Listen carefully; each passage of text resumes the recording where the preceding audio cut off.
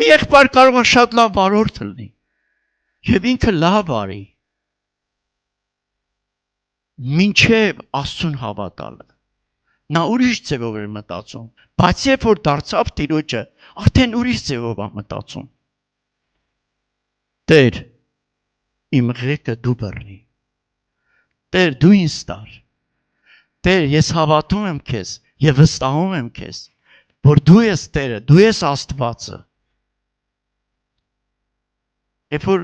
անհավատ մարդկանց հետ խոսում ես, պես ասում է,